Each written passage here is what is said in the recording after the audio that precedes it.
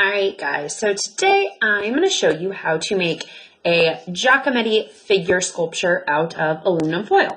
So this one right here is kind of a little one. I'm going to show you how to make a bigger one today, but you can make them any size you want. It's just purely going to depend on how much foil that you have, and then I'll also show you an optional step at the end of it. So I'm going to set this little guy off to the side. I'm going to set my paper off to the side. I will need that later. I'm going to grab my foil.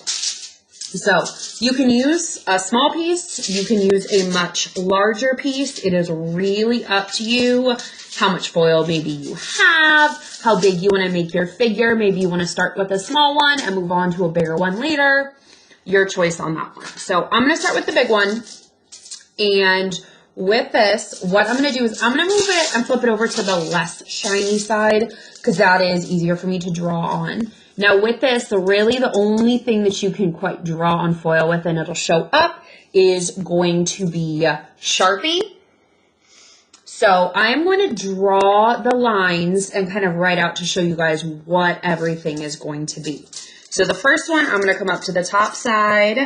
I am going to draw a line down, just a little ways, doesn't need to go all the way down, doesn't need to go to the middle. And I'm going to do the same thing on this side. And this middle piece right here is going to be my head.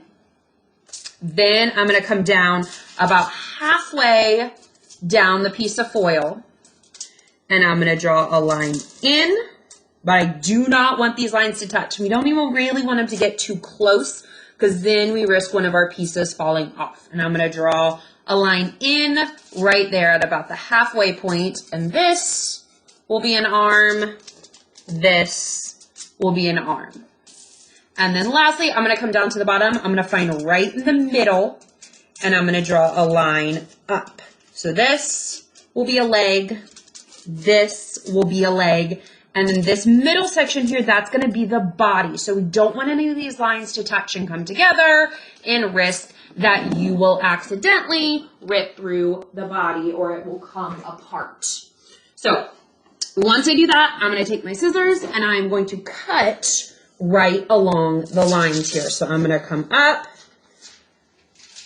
I'm going to come up, cut to there, and turn. Do be really careful with the foil because it can give really bad like paper cuts if you are not careful and you get too close with that edge. So be really careful or see if you can get somebody to help you with this part.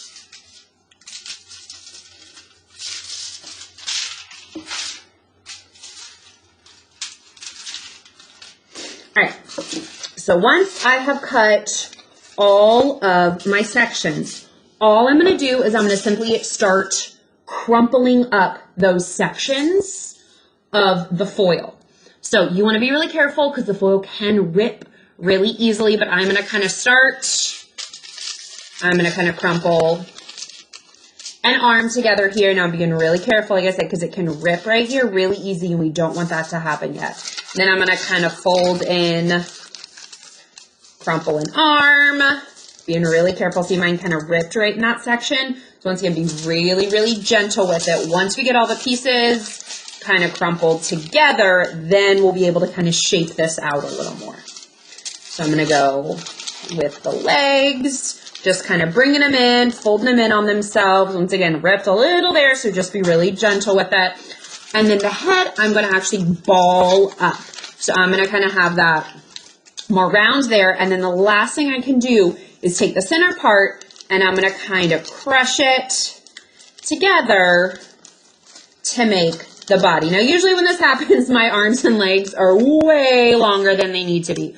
So now that it's all kind of crumpled together, I can really start crushing up the arms to make the lines a lot tighter. I might even, if they're way too long, kind of fold the end in some, maybe even make like a little round piece for a hand on the end if you want to, and kind of work a neck in there for my head. And then I'm going to do the same thing with the legs. I'm going to really tightly kind of crush up the foil.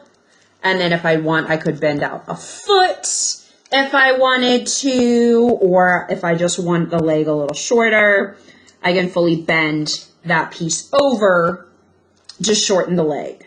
So I'm gonna leave mine with kind of feet right here. The other one I did earlier, that's a lot smaller, little mini guy. I left kind of the ends rounded. And then once you get your figure into a pretty good shape, you like, you know, kind of the way it's looking, the sizes of everything, you don't want to kind of crush anything up anymore, you like the shape of stuff, this is when you can start to form your figure into whatever position they are going to be in. If they're going to be jumping or dancing or doing a headstand or whatever it is that their movement is going to be. So this guy, I have him like he's balancing on one foot, sticking a leg out, going that way.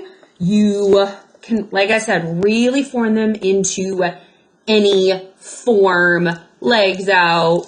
You can bend them, middle of the leg, so it looks like they're running if you want to. So I might make this guy a bit of a runner here.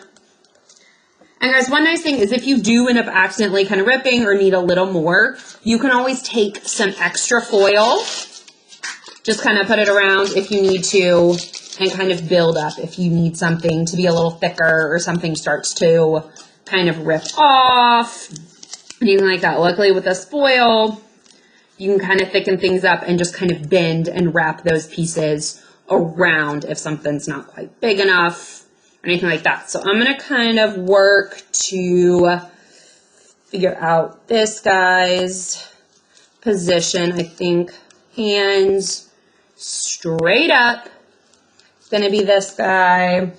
And then I'm going to have him in a handstand position like this. So kind of the opposite of this guy.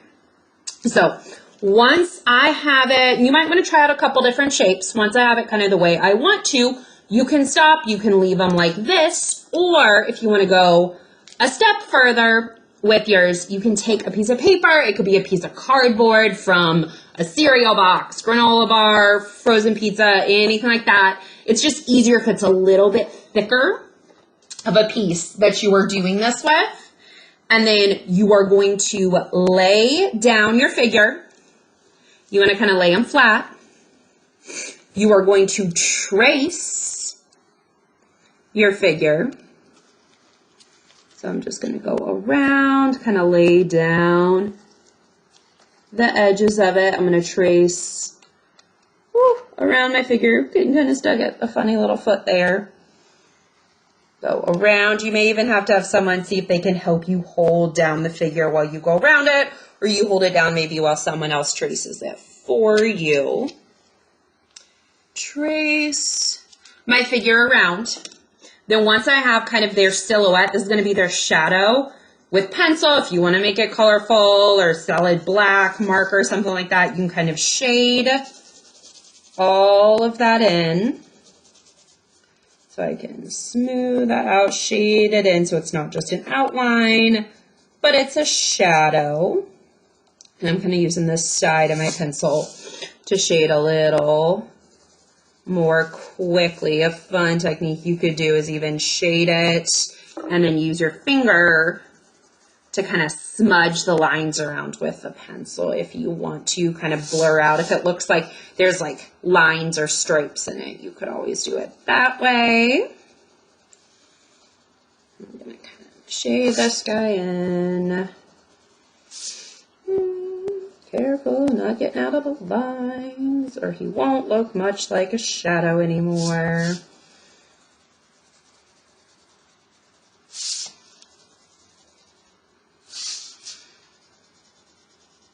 All right, I'm going to kind of go in, just take my finger.